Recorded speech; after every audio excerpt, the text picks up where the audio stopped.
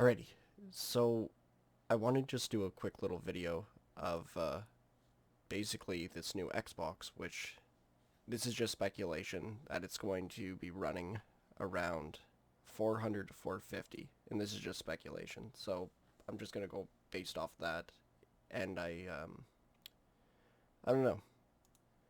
I'm not indifferent. Someone buying a console, I don't think it's necessarily a bad decision for anybody, so I'm not knocking console systems whatsoever. Consoles are absolutely great for people that just want to grab a controller, hold a button, turns on. They have to do little to no maintenance because the console forces you to maintain it with update drives and you don't have to clean it or anything.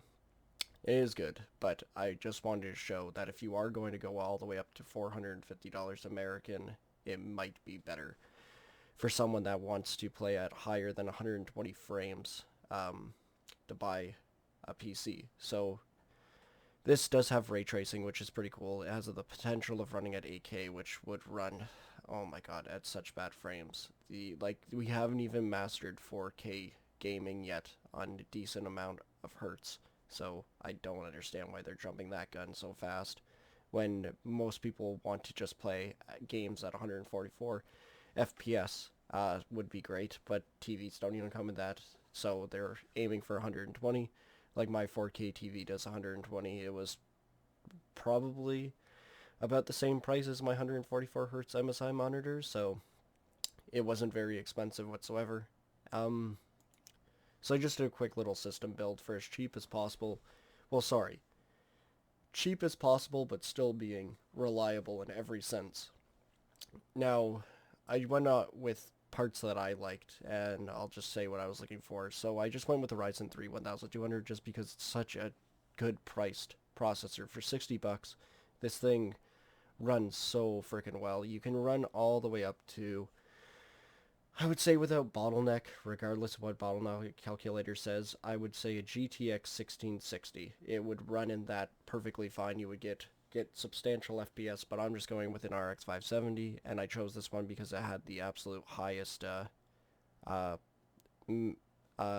MHZ for the price. Let me just see if I can pull it up. I wish that there was a way that you could like go into it without having to remove it every time. So remove that. RX 570. And then make it from low to high. Oh, there it is. I was like, oh no, it went away. So here's the average core clock speed, and it should be the exact same pretty much across the board, except for this one for whatever reason. Oh, they messed up. That's supposed to be the turbo over there.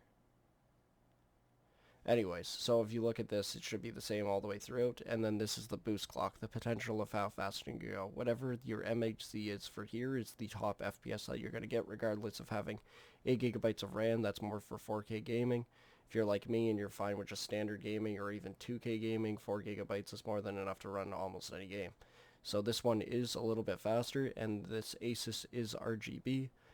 So we're going to add it, and then we'll just quickly open it up. Flop over. Actually, Newegg usually has pretty good pictures. So it's an RGB one, so it does light up. I live in Canada, so it's constantly going to say that I have to pay extra shipping and stuff, so just ignore that.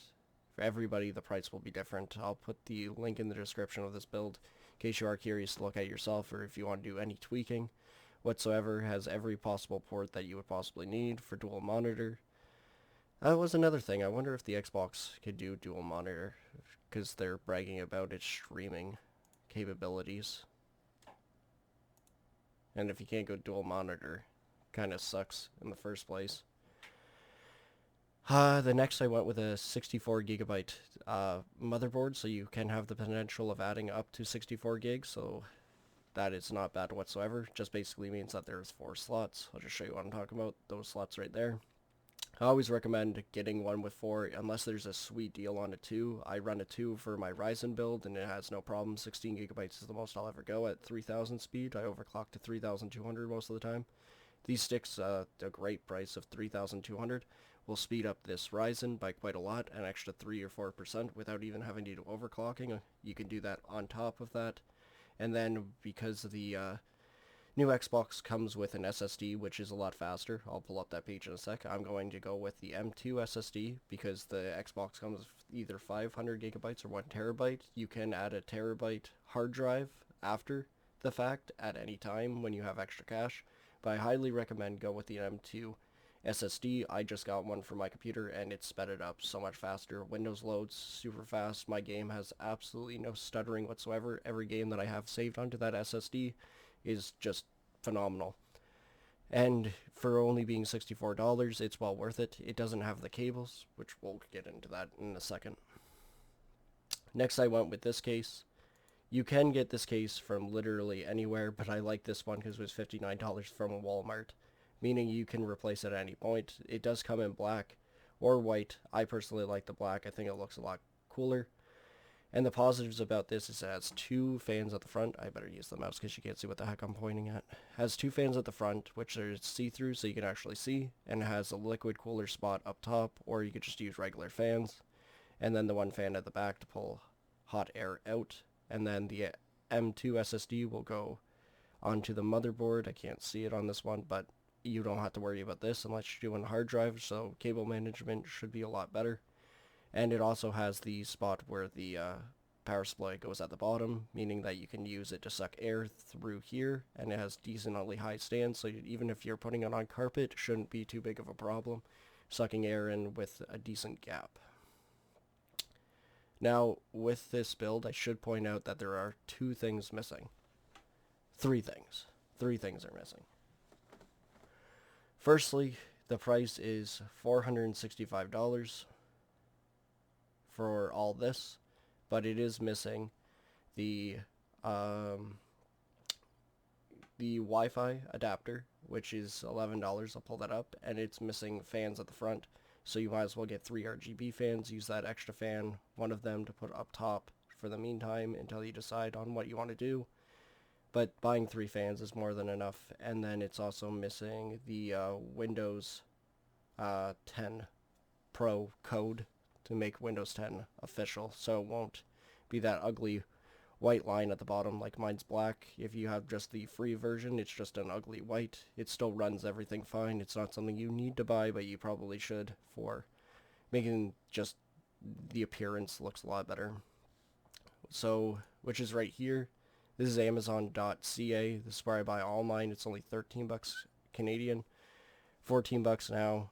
I've gotten it for as low as $5. So you buy it on here and they email you the code to your email within 24 hours. I've bought it several times, maybe 7 times now, and I've never had a problem with them. They're super fast. Within 24 hours, they get the code. You go to activate Windows over here, click this, activate Windows, and then pull it up, punch in the code, and you're done.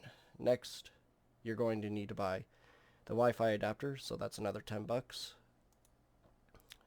And then the RGB fans, which I like are these ones, for 15 bucks. Ignore this shipping, you don't have to pay it. I live in Canada, so it always makes me pay. These RGB fans are very, very good for the price. They look cool. They work very, very well. I have the Easy DIY ones, which is the slightly more expensive company, and I've had them for over a year and I have 0 problems with them, and they look good, they work good. My system's always super cool. And here's just one thing that I need to touch base on about the new, I don't know, this is just me nitpicking. So it says that the games will run better because the new Xbox runs with an SSD, game load times are blah blah blah faster. So yes, 100%. So how it works is the hard drive has a moving component, which is the disk inside that spins. It can only go so fast. So the original Xbox One had a hard drive of 5,400 RPM on the 1 terabyte, or even the 500, I'm pretty sure. So that means that it spins around 5,400 times. So just spinning, spinning, spinning, pulling information. Now 5,400 isn't very fast. Now the new hard drives come with 7,200. They're much quicker, almost double the speed. Well, no, not really. It's hard to compare them. So if you play, because I have an SSD external for my Xbox One, and I have the external hard drive 7200.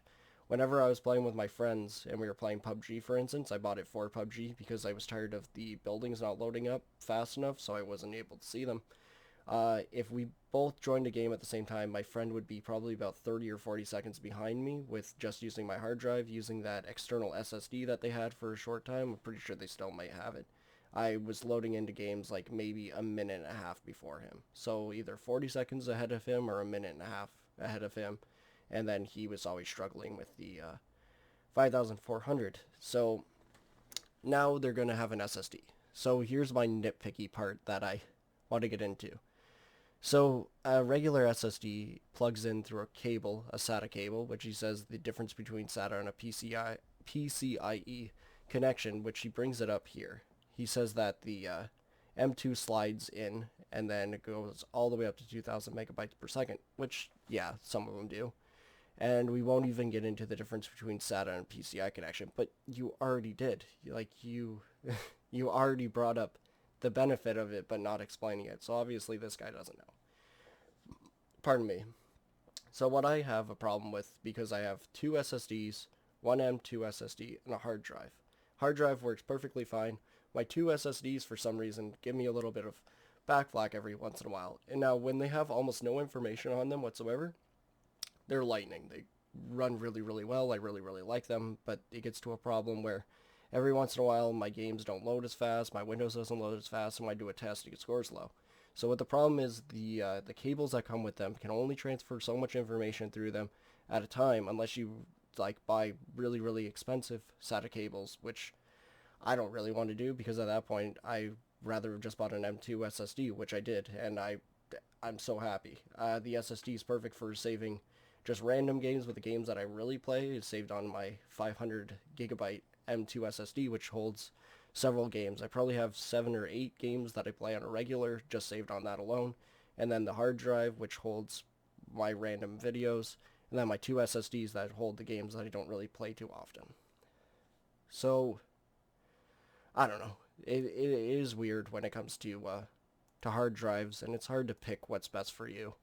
I know some people that have just strictly one SSD, regular non-M2 version, and they run on it perfectly and they have no problems. So, yeah, above all, I just wanted to go over this. So 450 tops for the Xbox is what they're saying, and then the PC that I built is 465 before tax, plus add $10 for the Wi-Fi stick, so 470. Add the fans, another $15, so $475, and then the Windows key of $13 Canadian, so that should be, doing the math in my head, $850 American, I'm pretty sure is the correct thing.